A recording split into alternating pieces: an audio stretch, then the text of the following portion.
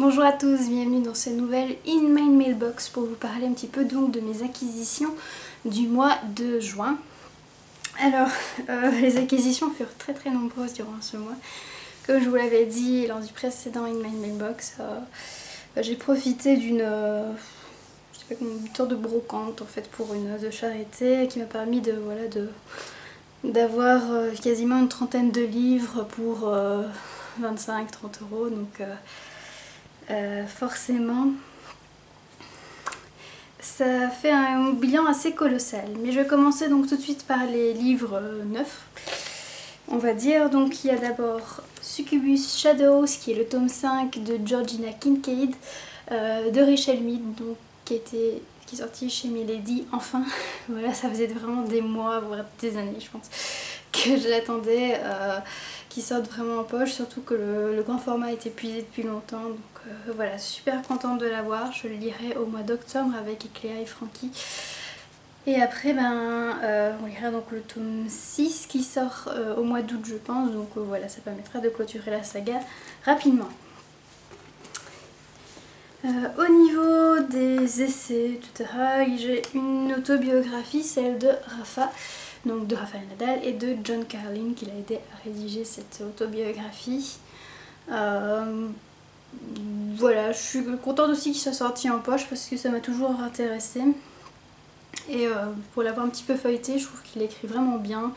On arrive vraiment à être dans sa tête et je trouve que c'est un personnage très attachant. Donc j'ai hâte de découvrir cette biographie. Un petit cadeau maintenant que m'a fait l'elfe, que je remercie beaucoup, du blog Imaginaire. Donc il s'agit du premier tome du Sang des 7 rois de Régis Godin, publié chez La Talente, un magnifique livre. Je sais que c'est de la fantaisie et qu'il y a beaucoup de fans de ce premier tome, donc j'ai vraiment hâte de m'y plonger dedans. Je sais pas trop de quoi ça parle, ça semble être écrit en forme de journal. Ah bah non. En fait, le résumé est écrit sous forme de journal, genre avec la date, qu'est-ce qui s'est passé, etc. Enfin bref, je sais pas grand chose dessus, mais je sais que ça va me plaire et j'espère le lire rapidement. Alors, ce week-end, j'ai profité de l'offre 3+1 gratuit à la FNAC.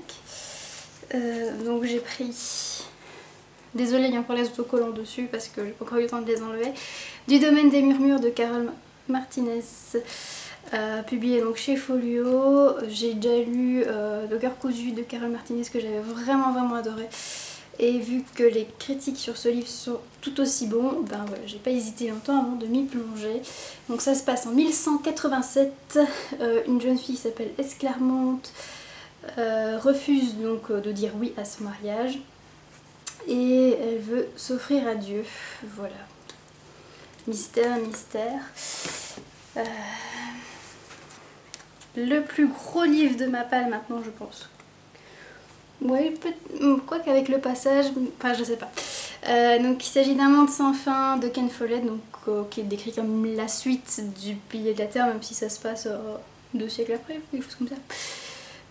Voilà, donc un gros pavé historique qui se passe donc en 1327. Voilà, là j'ai la couverture avec la fiche de la série qu'ils ont fait. Ils ont fait une mini-série. Je n'ai pas encore vu la mini-série. Je vais d'abord lire le livre puis regarder la mini-série comme j'ai fait avec les Piliers de la Terre. Et j'espère que c'est tout aussi bien donc, que ce premier tome en fait. Surtout que voilà, c'est écrit Rikiki. Donc voilà. Vu qu'il y a 1350 pages, j'espère que ça va être happant. Un autre gros livre que j'ai pris, donc, parce que j'avais envie d'un peu de thriller, il s'agit du Léopard de Joan Nesbo. Donc une enquête de l'inspecteur Harry Hall, publié chez Folio. Je ne sais pas de quoi ça parle. Là je vois que ça parle des montagnes de Norvège au volcan d'Afrique, une traque qui va entraîner l'inspecteur Harry Hall au cœur des ténèbres. Maintenant j'ai entendu beaucoup de bons avis quand même sur Joan Nesbo. Sur celui-ci je sais pas particulièrement, mais voilà. J'avais envie de tester, donc j'espère que ça me plaira. Même si j'ai vu par la suite que c'est pas la première enquête de Harry Hall, donc j'espère que ça va pas être trop handicapant pour ça. Et enfin, donc le dernier 3+1 gratuit, il s'agit de la BD Baleine de Jojo Moyes, publié au livre de poche. Donc moi je connais Jojo Moyes depuis très longtemps, vu que j'ai lu en 2002 ou 2003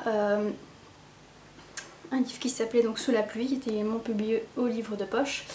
Et depuis elle est devenue assez connue avec son roman Avant toi, qui est sorti chez Milady Romance il y a quelques mois, qui a vraiment été un grand coup pour beaucoup de monde. Maintenant voilà, j'avais pas envie de me lancer, de m'acheter un grand format, donc quand j'ai vu qu'il y avait un autre titre qui s'était sorti, donc celui-ci en poche, j'ai pas hésité. Je vais le lire au mois de juillet parce qu'il a été tiré au sort pour le choix du Chapelier Fou. Et donc ben, c'est comme souvent avec cet auteur des histoires de famille. Donc ici ça se passe à Sydney, à la baie des Baleines pour être plus précis, qui est une des plages donc près de Sydney. Et donc on suit Liza McCallan qui vit avec sa fille Anna et qui va être toute bouleversée lorsque Mike Dormer va arriver. Voilà, qui est-ce, qu'est-ce qui se passe? C'est tout le mystère à résoudre. Alors, en jeunesse, il y a Harold et les dragons, le tome, je sais plus combien maintenant, 6 déjà qui est sorti. Donc, comment lutter contre un dragon cinglé. Voilà, donc comme toujours, c'est du jeunesse pour les 8-12 ans avec plein de gribouillis à l'intérieur. C'est drôle et voilà, je sais que je vais aimer également. Alors, maintenant je vais donc vous présenter les livres que j'ai achetés lors de la brocante. Donc un grand format dont j'adore vraiment la couverture. Il s'agit de L'armoire des robes oubliées de Riikka Pulkkinen, publié chez Albin Michel. Il est sorti en poche tout récemment si ça vous dit. C'est encore une histoire de famille, ça se passe en Finlande où une jeune fille donc va retrouver une robe oubliée et va partir à la découverte des secrets de famille. Voilà, juste pour la couverture, il me fallait. Un grand classique, La planète des singes de Pierre Boulle. Bah oui, je l'ai pas encore lu. Donc voilà, maintenant il ne restait plus qu'une question de temps vu que je l'ai dans la palle. Je vous résume pas l'histoire, j'imagine que vous avez tous vu le ou les films, je ne sais pas. Alors, en jeunesse, L'appel de la forêt, donc de Jack London. J'ai lu Cro-Blanc quand j'étais petite, j'avais vraiment adoré. Et ça faisait longtemps que je me disais, il faudrait que je lise l'autre livre de l'auteur qui est L'Appel de la forêt. Donc voilà, ça y est, maintenant je vais pouvoir m'y mettre. Un peu de romance maintenant, À tout jamais de Nicholas Sparks. Je sais que cet auteur est assez reconnu dans le domaine, donc pourquoi pas tester celui-ci. Voilà, c'est une histoire d'amour, mais pour ça, on verra. La pluie avant qu'elle tombe de Jonathan Coe, publié chez Folio. J'aime beaucoup la couverture également. Donc là on suit Rosamonde. Ah non, c'est une personne qui vient de mourir. Voilà, bah, l'histoire de 3 générations de femmes en fait. Donc ouais, je pense que ça doit être encore une histoire de famille. En plus il y a plein de marque-pages dedans à l'intérieur, c'est chouette.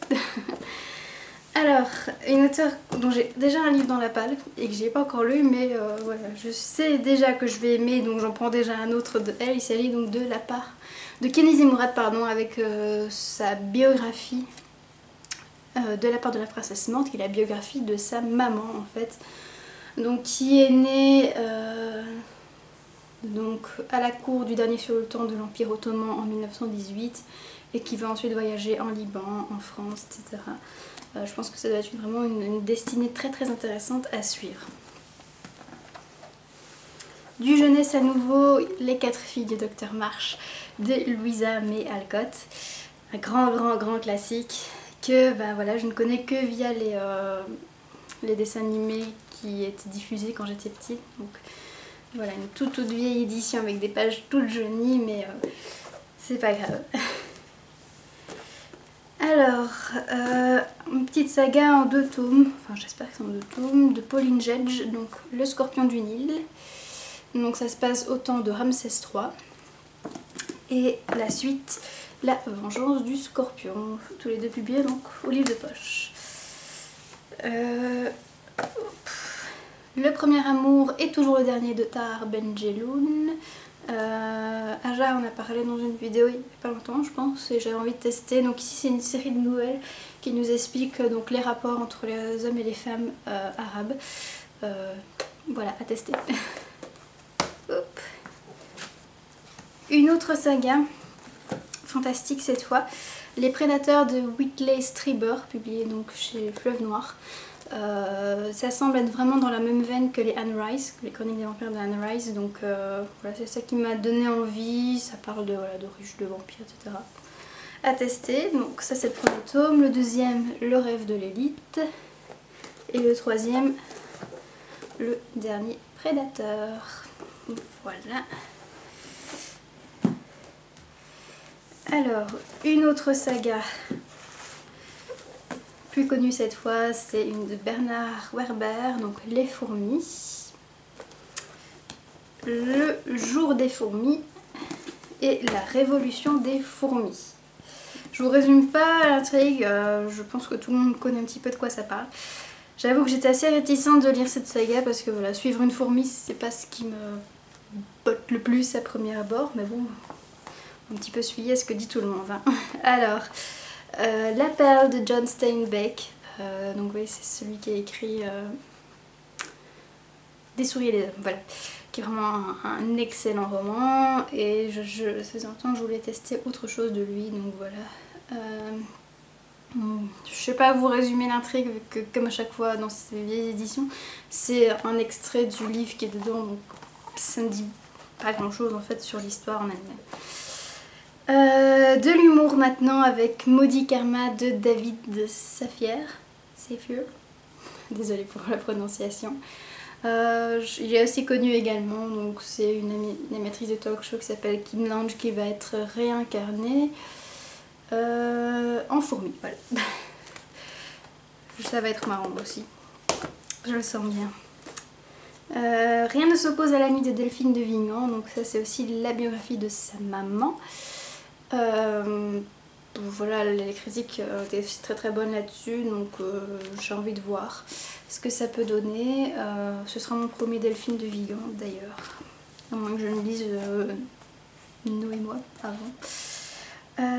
Gail Forman, Là où j'irai, donc ça c'est la suite de Si je reste. J'avais bien aimé Si je reste, mais pas au point d'acheter en neuf en fait le poche, et donc là je l'ai trouvé pour quelques scènes, je me suis dit ben autant continuer l'histoire vu que ça m'avait quand même plu. Voilà, donc ça se passe 3 ans après le tome 1 où on suivait donc une jeune fille qui était entre la vie et la mort et qui devait un petit peu se décider de ce qu'elle allait faire, rester ou bien partir. 2 livres de Dean Koontz maintenant. Le premier c'est Les larmes du dragon, voilà, donc c'est de la terreur. Et un autre terreur, Le masque de l'oubli. On retourne en Égypte avec Christian Jacques, La vengeance des dieux, tome 1, Chasse à l'homme. Donc ça se passe à quelle époque celui-là? Je ne sais pas trop, à mon avis ça va plutôt se passer au début de l'ère égyptienne, mais on va voir. Et encore 2 petits livres, donc le premier c'est La grand-mère de Jade de Frédéric de Gelt, que je voulais lire vraiment depuis super longtemps, donc je suis vraiment très contente de l'avoir lu, de l'avoir trouvé. Donc on suit Jade qui est une jeune femme qui va donc parler un petit peu de sa relation avec sa grand-mère. Et enfin donc Impératrice de Shansa pour un petit peu de Orient. Donc voilà, ça parle donc de, je ne sais pas comment elle s'appelle, qu'elle nous le dise pas, son nom a été outragé, bon, ouais. Bref, une femme qui va devenir donc impératrice de Chine. Je passe maintenant au BD manga. Princesse Jellyfish, le tome 8 de Akiko Higashimura, je vous en parle plus demain vu que là je suis toujours en train de le lire comme vous pouvez le voir. Une suite, donc Tony Chu, détective cannibale, tome 6, Spake Cakes de John Lehman et Rob Guillory. Donc on suit toujours notre détective qui donc doit manger les preuves qu'il trouve sur les lieux du crime pour en savoir ce qui s'est passé. Je dois toujours découvrir cette saga d'ailleurs. Cornelius Schill, tome 1, La princesse des abysses de Mallette et Évangéliste, publié chez Delcourt.